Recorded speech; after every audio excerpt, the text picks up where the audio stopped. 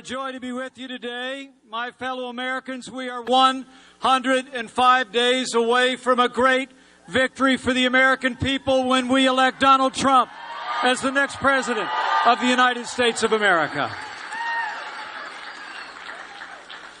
You know, this last 7.5 years has been characterized by failed policies at home and abroad.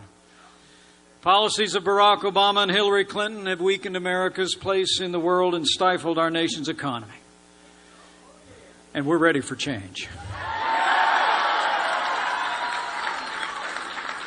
We are ready to put a fighter, a builder, a patriot in the Oval Office of the United States of America. We're ready for Donald Trump right here in Virginia.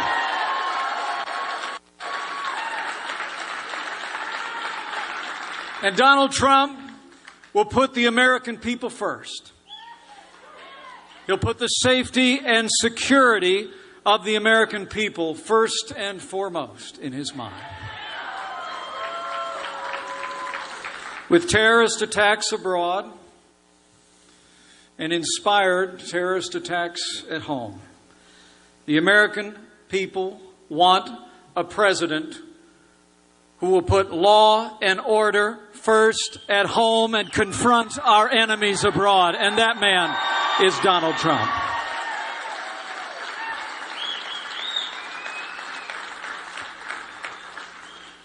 Another Clinton presidency will just continue the failed policies of the recent past.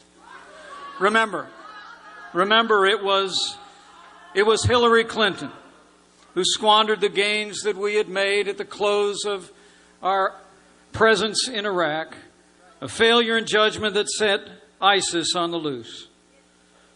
It was Hillary Clinton who supported the disastrous agreement with the radical mullahs in Iran. They got $150 billion and we got a handshake. And it was Hillary Clinton. It was Hillary Clinton who left Americans in harm's way in Benghazi. And then said, what difference at this point does it make after 4 Americans fell? Well, to all of those who wear the uniform here in Virginia, to all of our veterans who are with us today,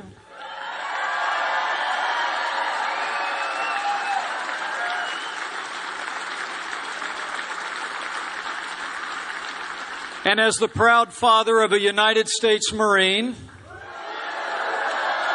let me say from my heart, anyone who did that, anyone who said that, should be disqualified from ever serving as Commander-in-Chief of the Armed Forces of the United States of America.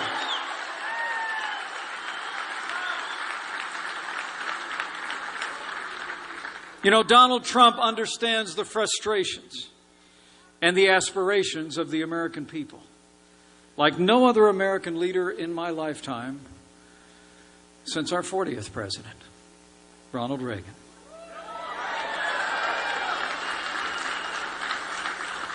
The people of Virginia knew Ronald Reagan's quality. They knew his character, but they understood that he had a heart that resonated with the heart of the American people.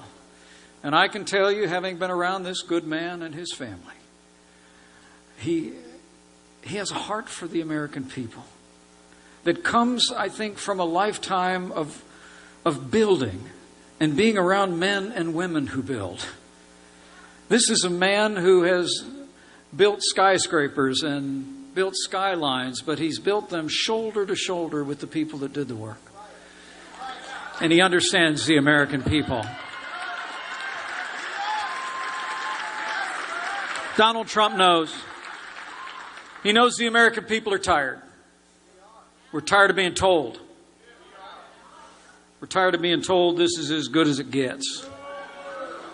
We're tired of hearing politicians in both political parties tell us that they'll get to these big problems we're facing tomorrow while they pile mountain ranges of debt on our children and grandchildren.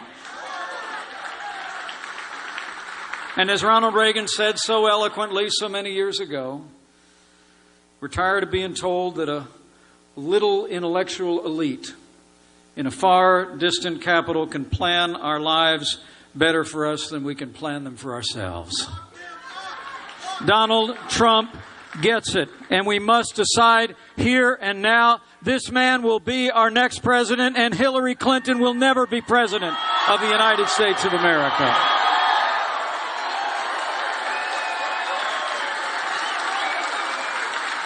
Donald Trump has never forgotten the men and women in this country who work with their hands, who grow the food, who build our roads and bridges, who tend to our sick, teach our kids, protect our lives, and bear the burden and pay the freight of all the government that the American elites are placing on us every day.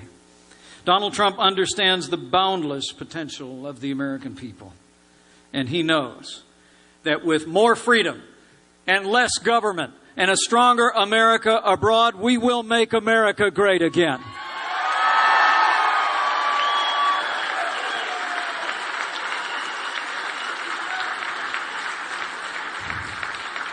You know, the other side just has more of the same. That's their agenda. That's what you're going to hear on television this week.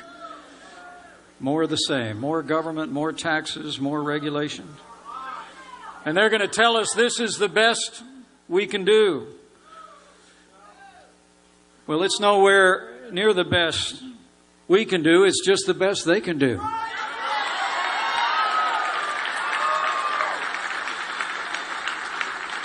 Donald Trump knows that by lessening the tax burden on working Americans, by cutting red tape and regulations, by getting runaway federal spending under control, by having better deals with foreign countries, that will be a win for America and a win for our economy. And Donald Trump knows that the war on coal must be brought to an end.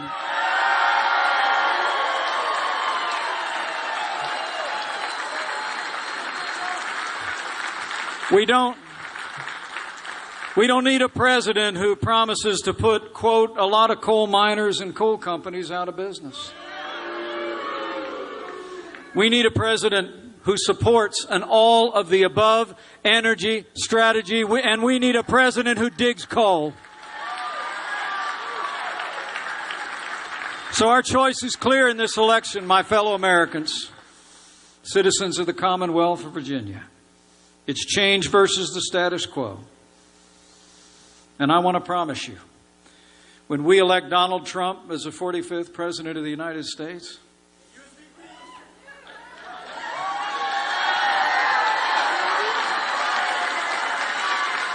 I want to promise you, when we elect this good man as our next great president, the change will be huge.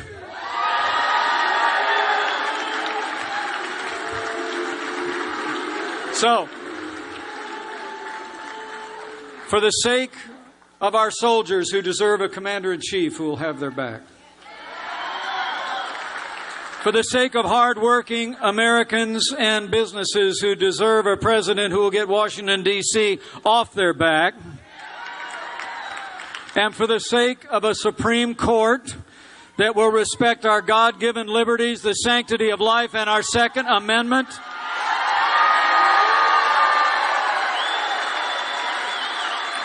I give you the man that we must ensure is the next President of the United States of America, Donald Trump.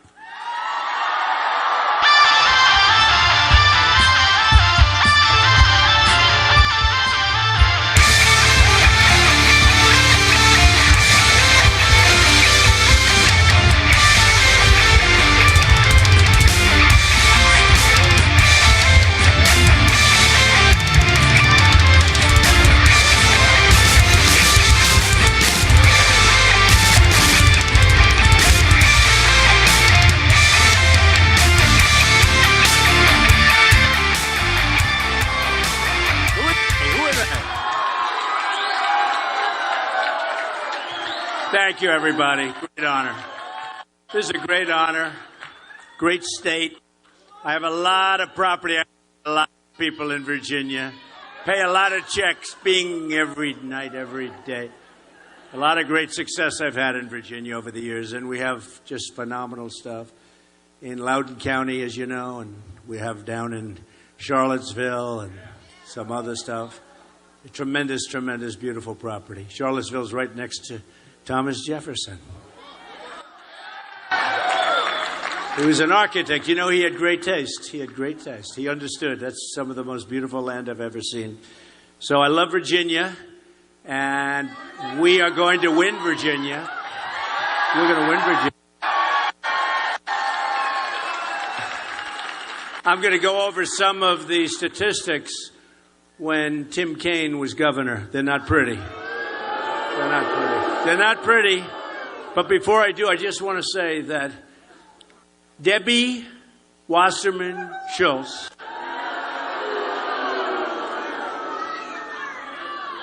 I always knew she was highly overrated.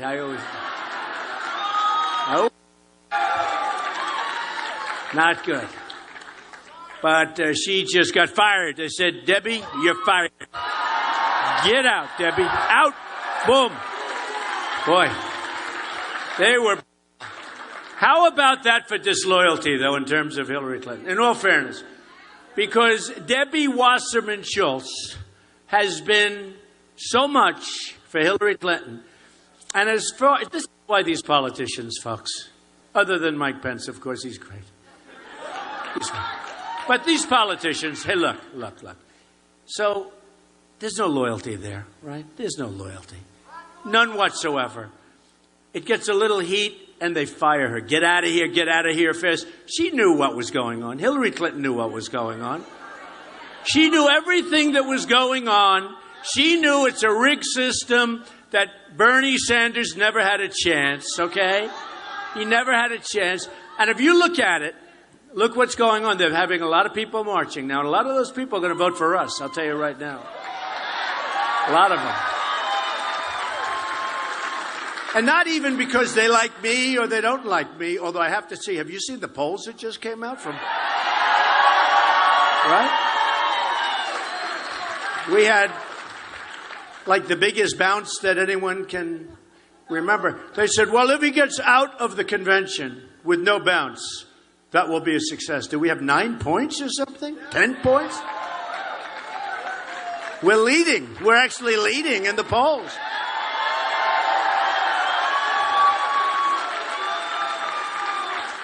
And the CNN poll was so good, I may have to start liking them again. I mean, I don't... No, they treat me unfairly. But you know what's more important? The poll. But you know, the big poll, that's November 8th. That's the poll we care about, right? But look how disloyal crooked Hillary Clinton was to somebody that put her life on the line. I mean, what she did in order to take advantage of Bernie Sanders and all of his supporters. Debbie Wasserman Schultz, what she did in order to make sure that the system, the rigged system, stays intact and Hillary gets it. And then you see the emails. Can you imagine? They talk about religion. They talk about religion. Can you imagine if that was my... I'd right now be on the front page of every newspaper. It would be horrible. And they're trying to play it down. Well, that wasn't so bad. That wasn't so bad. No, but could you imagine? Seriously, there's such a different standard. So here's the story. So Debbie was totally loyal to Hillary. And Hillary threw her under a bus, and it didn't take her more than 5 minutes to make that decision. Man, I don't want her covering my back. I'll tell you right now. It's true. It's true. Now, the other thing I'm surprised at, you know, it's nice when you're not reading speeches, isn't it, really? Because I can talk about current events. This stuff happened 10 minutes ago. You know, if you're reading speeches, I see these guys. I dealt with a lot of them. I've actually been a very political person all my life. I've always been on the other side. But now for 14 months I've been doing this, and I like this side in a certain way better because we can do things better.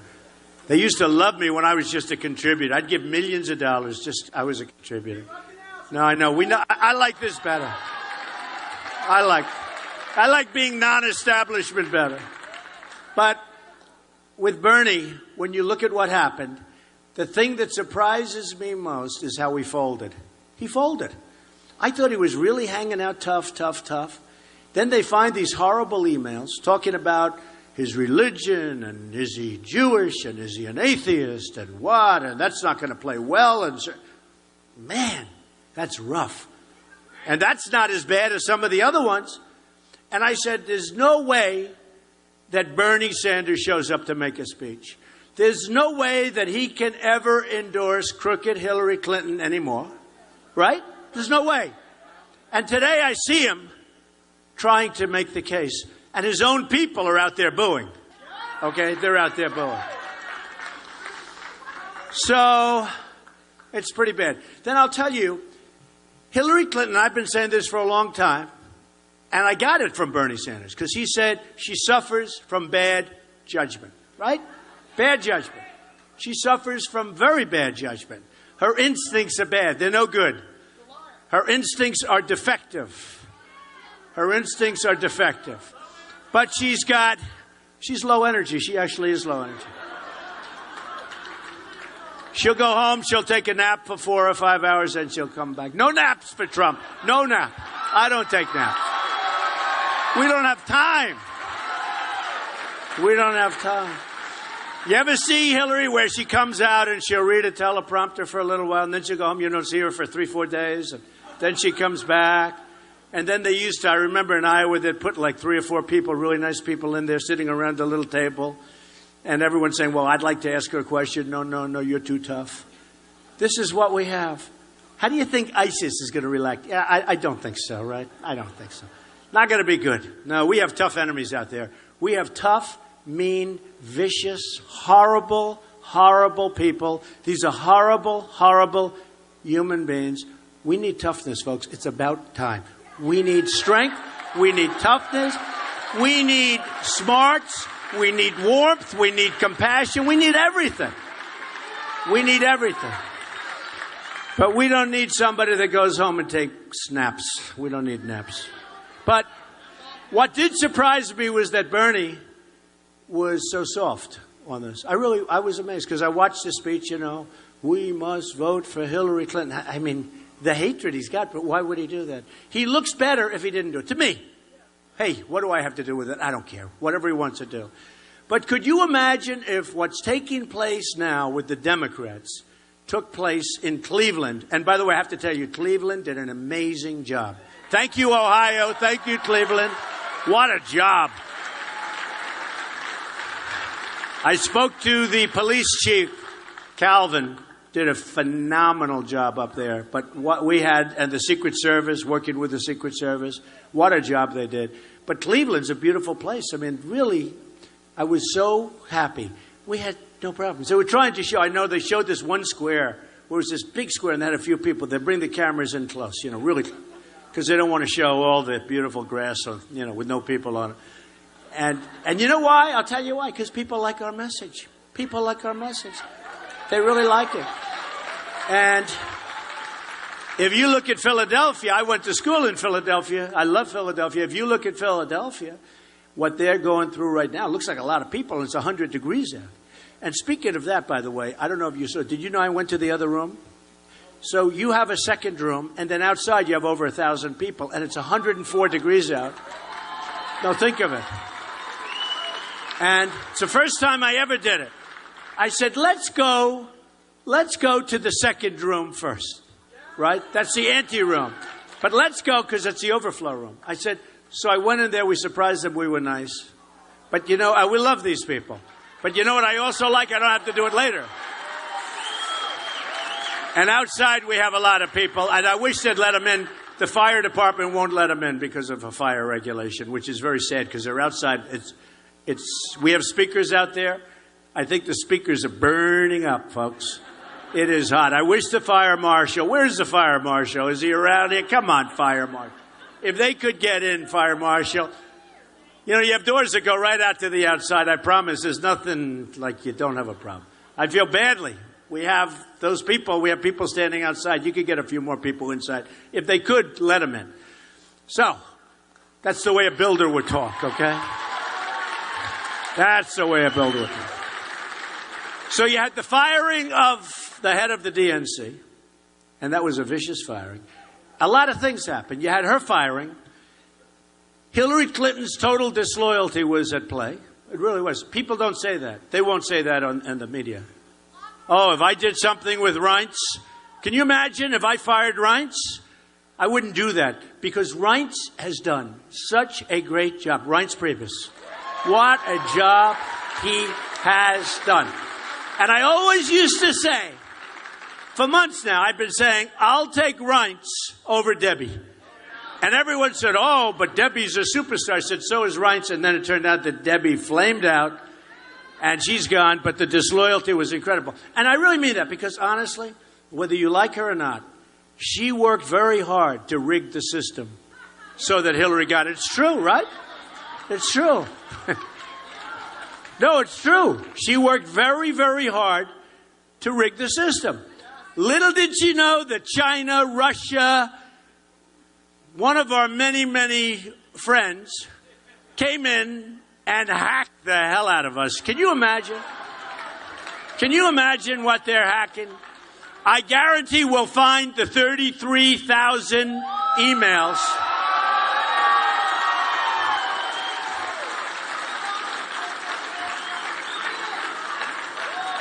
Why did Hillary get rid of her middle name? Huh? Hillary? No, but why did she get rid of it? Hillary Rotten Clinton. Rotten Clinton. Hillary Rotten Clinton, right? Maybe that's why. It's too close. No, it's too close. It's too close. You think Mike Pence would say this? I don't think so. By the way, did I do a good job with Mike Pence? Okay? Him and his family. What a high-quality person. You know, you have to vet people, right? And we vetted Mike, and they came back. And these are killers. And they came back with many pages on certain people, okay? Many pages. I'd like to read a book. Many, many pages. With Mike, they came back with, like, nothing. He's like the most perfect human being, this guy. I said, Mike, did you ever do anything wrong in your whole life? No, I don't think so. He is, where is he? He's the best guy. That guy is great. I love this guy. I love him. I love him. But you know what I really like about Mike? So listen to this. To me, a very important thing is her bad judgment. Now, whether you like her choice, Tim Kaine, nobody even knows who he is. No. He's done a terrible job for Virginia. I assumed they said, oh, he picked her. You know, he got picked because of Virginia. Because Virginia's very important, and I'm doing very well here. Hey, I'm employing a lot of people here, and they don't employ anybody. I spent a lot of money in Potomac Falls, Sterling, that area. I mean, I spent a lot of money. We have great, great things happening. Next year, we have the Senior PGA Championship coming. Thousands and thousands of people will come into Virginia and spend a lot of money. Thank you. I love you too, darling. But just think of it. So Hillary Clinton has almost 50% of the people want a progressive. Okay, we don't have to like that, but that's okay. That's where they are. They want to give everything away and raise your taxes. That's what happens. No. She will have a tax raise. By the way, I have the largest tax cut of anybody running for office, Republican or Democrat, okay? But Hillary Clinton will have a tax cut that is not there. It's going to be a tax cut times 20 in reverse, like a rocket ship. We have the biggest tax cut proposed, I guess, in the last 4 years, and we're going to get it through. At least we're going to get most of it through. I'll tell you what, I'm going to try and get all of it through. But we have, and it's policy, it's, put out there. That doesn't mean there's not a little negotiation, because we're going to have to negotiate. But we're going to have it go. Hillary Clinton's going to have one of the biggest tax increases in the history of our country, because what she's proposing, you're going to have to pay for. Very simple. Very simple. Now, maybe she'll, after she gets rid of Bernie, get rid of all this stuff. Okay, it doesn't help you, by the way. But what she's proposing, she needs to have a massive, massive tax increase. Now, nobody ever talks about that. Do you notice she never talks about who's going to pay for it and how they're going to pay? But just statistically, she's going to need a very major tax cut. But here's something to me that's very interesting. 50% of that party is Bernie Sanders, almost. And they're very passionate. And that's a much more passionate side. Her people, they fall asleep. Okay, they fall asleep. They're watching a... With Bernie's people, they're really out there. They say what you want about Bernie Sanders. He got it on free trade. He got it. Free trade. Now, I'm a free trader. I believe in free trade. You know, they get it all wrong because they just don't say it properly. But I want smart trade. I want to trade with other countries. But I don't want to lose $500 billion a year with China. Thank you, China. We love you very much, but we're not going to lose $500 billion a year. And I don't want to have a trade imbalance with Japan where they send us millions of cars and we send them some beef. And then they send it back, right? And then we send some wheat. They send cars, we send wheat. Sounds like we got to send a lot of wheat, right? The trade imbalance is massive. And with Mexico, we have an unbelievably big trade imbalance. So they kill us at the border. They kill us. They're killing us at the border. And we have one of the biggest trade imbalances. And what happens? What happens? I'm not even including the drugs, right? The drugs are pouring across. You know, I won the state of New Hampshire. And I got very, very friendly with the people in New Hampshire. I'll never forget them. Because that's an amazing group of people. And I said, what's your biggest problem? They said, heroin pouring across the southern border. I said, heroin, New Hampshire. Because you look at New Hampshire, it's so beautiful. With the lakes and the little beautiful roads and the trees and the forests. I say, you don't have heroin. I said, you have. They said, Mr. Trump, you have no idea. It's one of the worst areas for that. It comes pouring across the southern border. I said, you know what? If I win, I'm going to fix that problem. Well, I am going to fix that problem. I'm going to fix that problem. And one of the ways, I appreciate that. You know, I always like to say if I win, because honestly, life is a very strange thing, and I don't want to be arrogant because I don't want to be accused by them of being arrogant. So I'll say if. But it better be when, or I'm going to be very angry at you folks from Virginia. From Virginia. But the folks in New Hampshire, and you're having the same problems, but they're having it for whatever reason disproportionately badly. Heroin is pouring across the border. And it's going all over the country, by the way. Everybody's got the problem. You buy it for less than a candy bar. And our youth is being poisoned, and plenty of other people. But our youth is being poisoned by this stuff. Heroin. And what we're going to do, thank you. And what we're going to do is, first of all, the Border Patrol agents endorsed me. 16,500. They've never done that before. And their job is easier now without Trump. Their job is easier without Trump because, you know, right now they just stand and people go by, and these are great people. I got to know them very well. The Border Patrol agents want to do their job. It's a much tougher job, probably a much more dangerous job. When you stop people and say, sorry, folks, boom, go back. But that's more dangerous than saying, you know, we can't do anything. It's called stand back and leave them alone. Let them walk right in. How stupid are we? Okay? So I spoke to them, and when they endorsed me, and I said, so let me ask you, a wall, how important? They said, Mr. Trump, it's very, very important. Very, very important. And they know. See, I just saved $1 million. Somebody else would go out and hire a consultant who knows nothing. They'd come in from Harvard. They'd spend about a year at the border. They'd learn nothing. They then write this 2,000-page report that nobody will read. They'll charge you $1 million for the report, and you have no idea what just happened. As opposed to saying, like I did with the Border Patrol, is a wall good? They said, very good. They actually used an interesting expression. They said it's a vital tool to turn things around. It was a very interesting expression. They didn't say great, bad. They just said, it's a vital tool, Mr. Trump, to turn things around, especially the drug traffic. Because it's very tough. And we can build that wall so easily. And by the way, Mexico is going to pay for the wall. You know, just because. They're going to pay for the wall. And we got great marks on the speech the other night. And everyone did. Everybody did so great. We had by the way, I have to say, the Republican National Convention was such a tremendous success. It was so great. I mean, we had a couple of people that I think probably destroyed their careers, but who knows? But honestly, no. But honestly, that was such an incredible success. And look at what's going on in Philadelphia. That was such a beautiful deal. The city of Cleveland was great. The law enforcement was unbelievable. We had no riots. We had no nothing. It was unbelievable. I'll never forget it as long as I live. It was unbelievable. And I made a speech.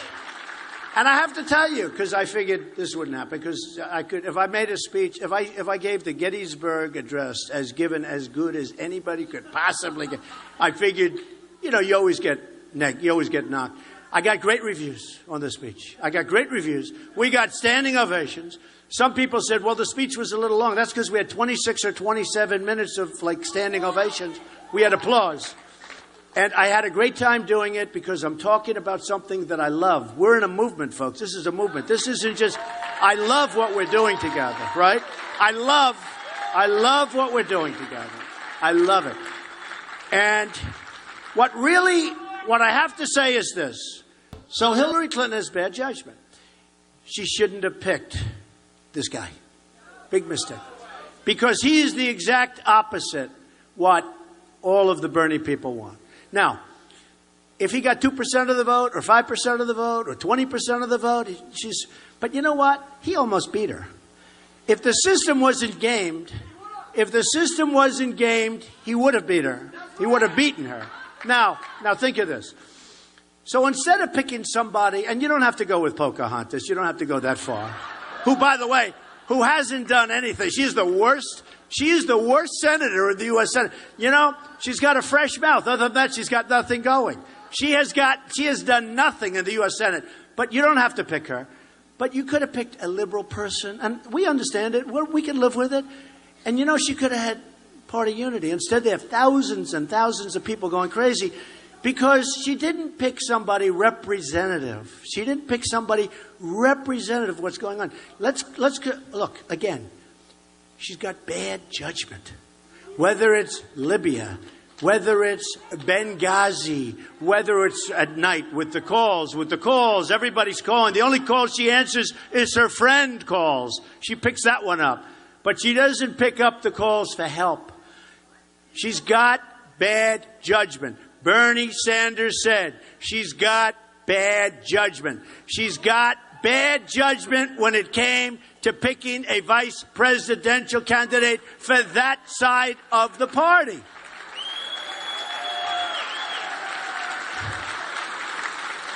I actually just asked Mike Pence. I said, Mike, do you think she's going to be forced to change? Because honestly, now, I wouldn't pick him. I wouldn't pick him for a different reason, though. You know why I wouldn't pick him? So Mike Pence in Indiana has done an unbelievable job. A AAA bond rating, so many different things, job creation, top in virtually every category, right toward the top, at the top. Listen to this. During Tim Kaine's tenure as governor of Virginia, plus he's not very popular, I thought that I would see polls saying he's at 85% and Trump is going to lose Virginia. People don't even like the guy. And a little weird little dude there. I don't know what's going on with him. During Tim Kaine's tenure as governor of Virginia, from 2006 to 2010, the unemployment rate of the state more than doubled. So I immediately went back to my statistician. I said, listen, do me a favor. Will you please check it? He came back. He said, hey, maybe he's wrong, but more than doubled. This is your great governor, right? Now, Governor Mike Pence cut unemployment rate from 8.4% to less than 5%. Quickly. Since 2013, Indiana has gone from 31st in the nation for veterans unemployment to second, and it's going to go to first. Okay? Veterans unemployment. During Tim Kaine, that's the guy that bad judgment, crooked Hillary Clinton, bad judgment. Such bad judgment. We can't have another president with bad judgment. We can't do it. During Tim Kaine's tenure as governor, the state of Virginia lost 60,000 manufacturing jobs. Now, Indiana gained 30,000. Now it's a different time and different everything. He was, so I'm not comparing. They're not, because they'll say, well, one was here and one was there. But I'll tell you, if Mike Pence or me was running Virginia, we'd do great. This guy did a lousy job. You know why? He's a political hack. That's why. He's a political hack. Look what he's done. Look what he's done. He's always been in politics. He likes politics. He wants to be in politics, always. Okay. During Tim Kaine's tenure as governor of Virginia, it averaged almost no GDP growth. And Indiana, as you know, is doing great. I mean, think of it. Here's a beauty. Okay. Nobody is going to vote for Tim Kaine when you hear this one, okay? Tim Kaine. I never even heard of this guy, but that's okay. Less than a week after Tim Kaine became governor of Virginia, 1 week, he proposed a nearly $4 billion tax increase. $4 billion! Including a tax increase on people earning as little as $17,000 a year. He tried to pass transportation reform. He failed. Whereas Mike Pence had tremendous luck. I mean, the whole thing is ridiculous. So a $4 billion tax increase his first week.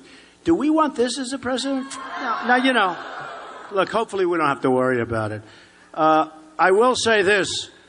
Virginia has lost 1 in 3 manufacturing jobs since Bill Clinton. These are my statisticians. They're great.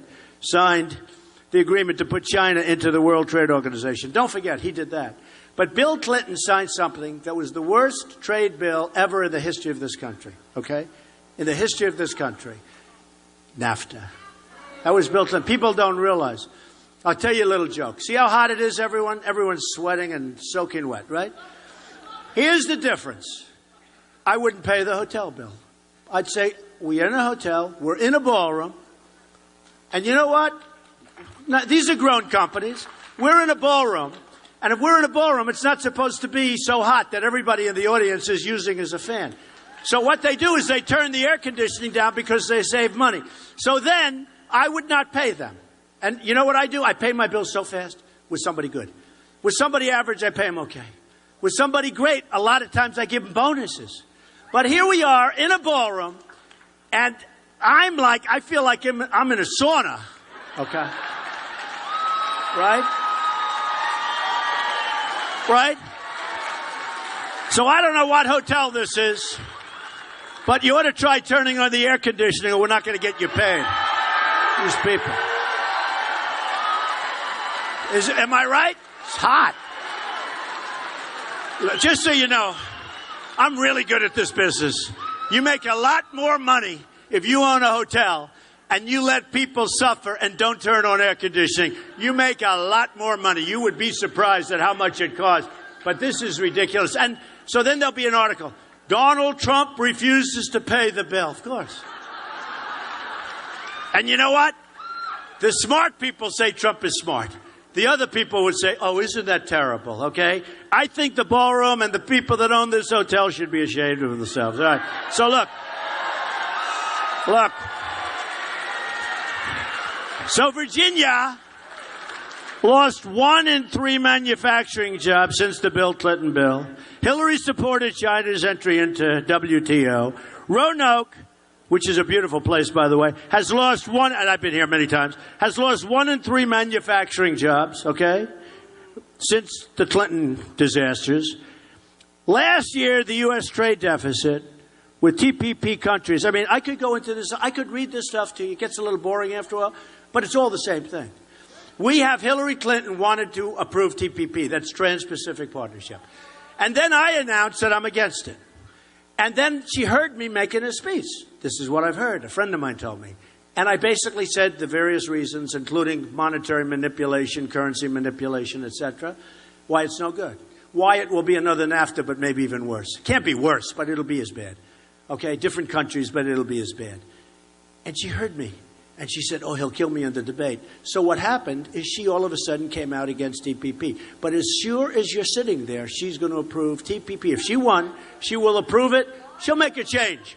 She'll make a comma. She'll say, move that comma. Oh, now I can do it. Okay, folks, 6,000 pages of material that most people haven't read. It is a disaster. Trans-Pacific Partnership is a disaster. You can't let it happen. We will never let it happen. I will never, ever let it happen. And I don't want to make deals with many countries. I want to do one-on-one deals, one-on-one. You got to see this deal. It's like a fancy jigsaw puzzle. Lines going here, here, there. So if one of the country misbehaves, you can't do anything because you're sort of locked up into this very complex agreement. And believe me, it's just like Obamacare. Thousands of pages, and nobody in Congress read it. And now it's a disaster. And we will repeal it and replace it with something fabulous, okay? All right?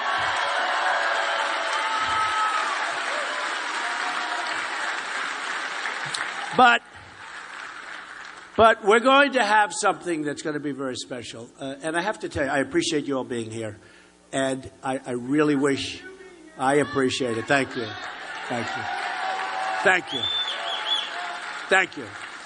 And I appreciate the folks in the room next door, which is almost as big as this, and it's packed also. And even more than you folks, I appreciate the people standing outside at 104. They're dying. They're dying.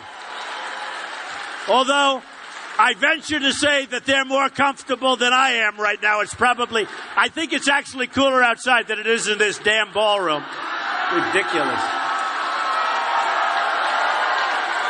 Ridiculous.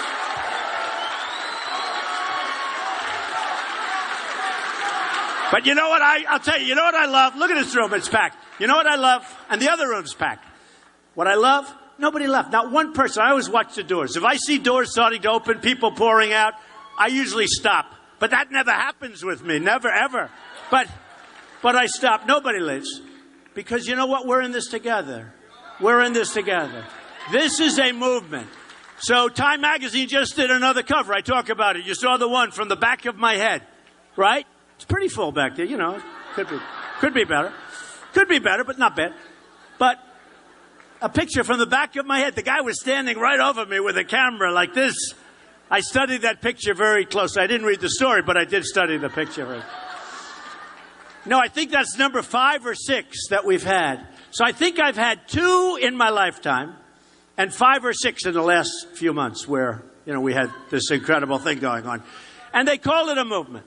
And Bill O'Reilly calls it a movement. He's never seen anything like it. He said in his professional career, in his whole lifetime, he actually said, this is the single greatest political phenomenon that he's ever witnessed. And Britt Hume said it. And a lot of people have said it.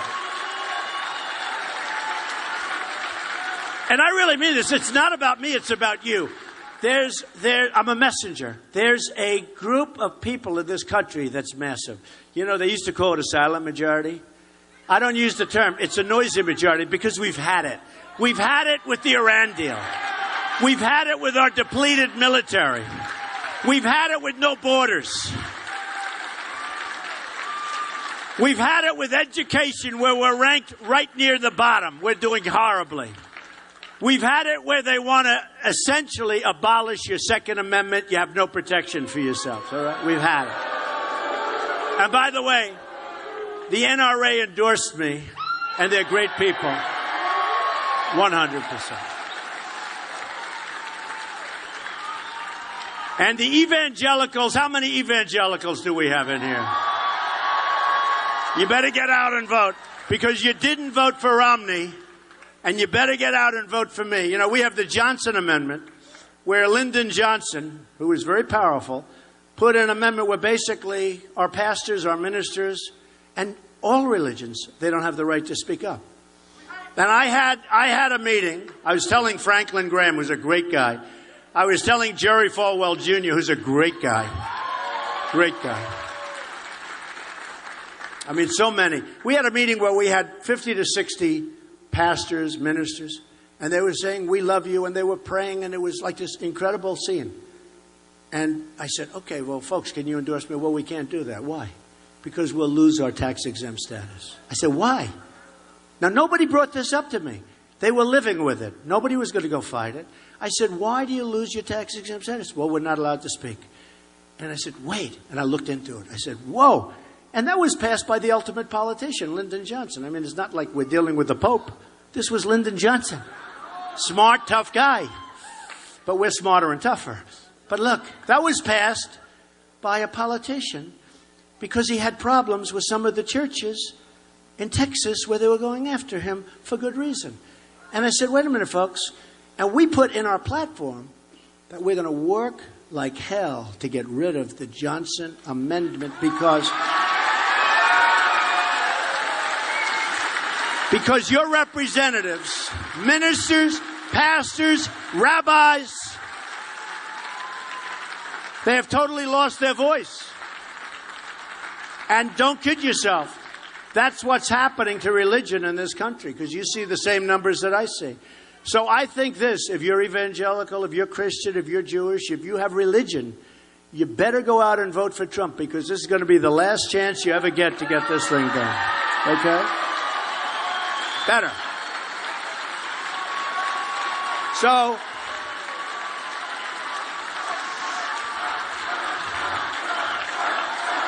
thank you. Thank you. Thank you. And I said in my, I will say this. I will say this. I said in my speech the other night, and I meant it. I thanked the evangelicals because I won. I got these tremendous votes. They say, Trump can't win South Carolina, right? I said, why? Because I'd have these tremendous crowds. I won with the evangelicals. I won all over with evangelicals because they get it. They're smart. They understand. They know I'm not perfect. I'm not perfect, but they know I love them, and they know I'm going to fight for them. Better than somebody that is perfect, okay? I'm going to fight for them. And I'm going to fight for other religions. I'm going to fight for people to be able to speak. And actually, when they said this to me, I was in an office building very high up, and I'm looking down. And I said to these powerful pastors and these powerful men and women, just powerful people with tremendous strength and energy and conviction. And they're in the room, and it was beautiful, the voices. And I said, but that means that you're less powerful than those people walking down the street. I pointed to the street. Because they have a right to talk, and you don't. You don't have your right to talk. Okay? And that's our religion. That's our religion. In my case, I'm Presbyterian. I'm Protestant. But that's our religion. And my minister, who I like a lot, doesn't have the right to speak. We're going to end that, folks. You're going to have one chance. We're going to end it. So you better go back to your churches, and you better get everybody to vote. Because 4 years ago, they didn't get up, and they didn't vote for Romney. And to this day, a lot of people don't understand it. Some people do understand it, frankly. But you better get up and you better vote. Because if you vote, if you think about it, if you take Christian, Jewish, take some of the Catholic, take the religions, it's bigger than men and it's bigger than women, right? It's bigger than men. You know, men are 50%, women are 50%. The religion's like what, 80%, right? If you get up and vote, we're going to get rid of that, and we're going to free up great people to go and speak what they want to speak about, and they should be able to speak. Okay? It's very important.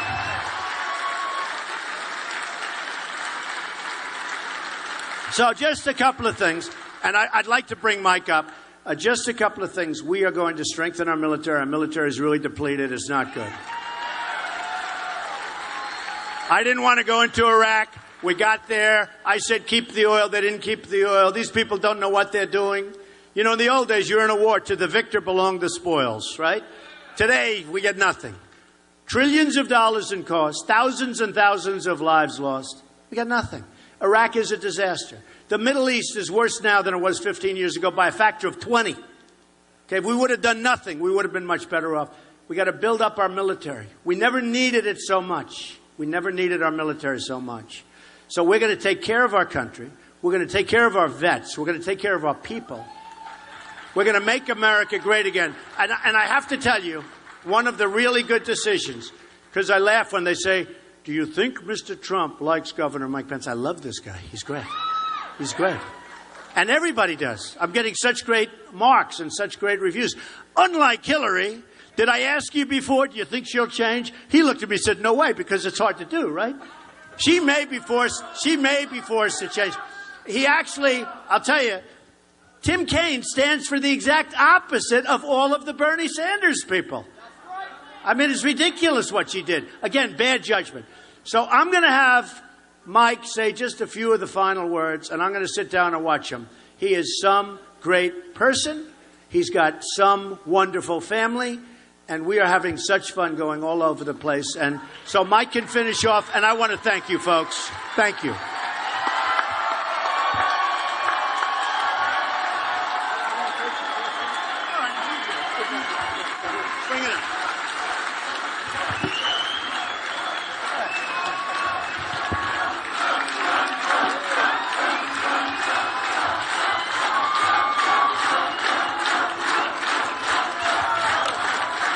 Hey, Mike, you know what's funny?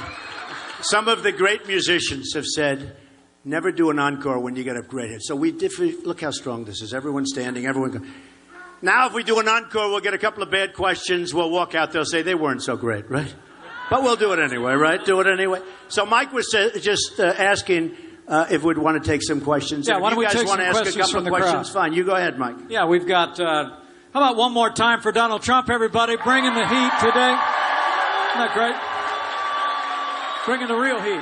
They've got some people out here that have, we got microphones. Get your hand in the air. We'll take a few questions and, ready right here? Okay, right over here. Yes, ma'am. Go ahead. I support Go you ahead. very much, Mr. Trump. Thank you. What do you want to do for the youth? How are you going to make the community safer for us? We're going to work. One thing we have to do for the youth, and it's a question I get asked, Mike, more than any other question. We have young, fantastic people going to college, and they're choking on their debt. Okay? They're choking on debt. They haven't started life yet, and some of them have given up before they started because they see no way. We're going to work on a plan, and we're working on it now, so that we can help young people get through college and not die virtually. I mean, some of these kids, what they're doing is incredible. The massive depression that's going on because they see no way of ever being able to pay it back. Now, part of that's going to be jobs.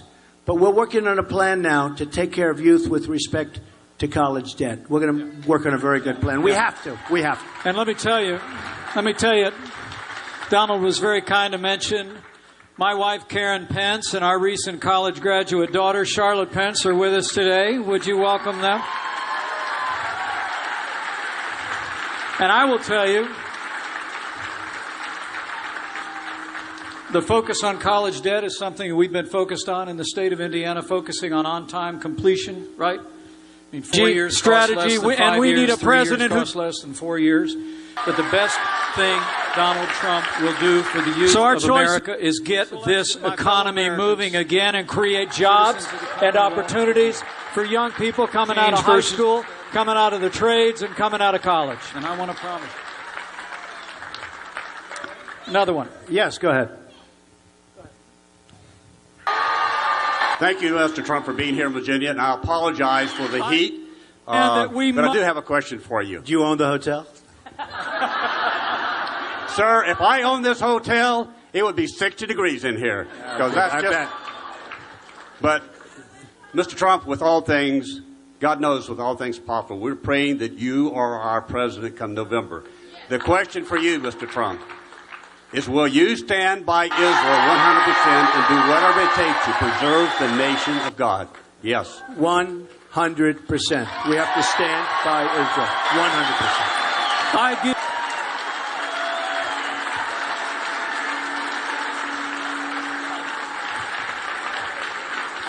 Yes.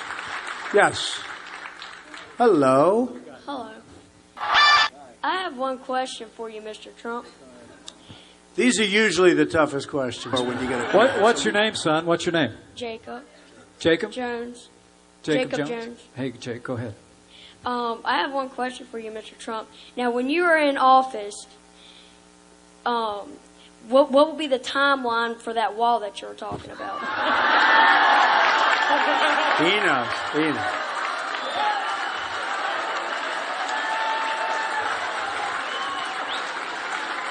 Jacob, that wall will go up so fast and be so big and powerful and as good looking as we can make it that your head will spin, okay?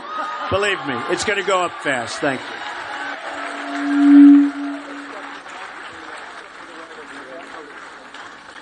Next question. Go ahead. How about over here? Go ahead, sure. Congratulations.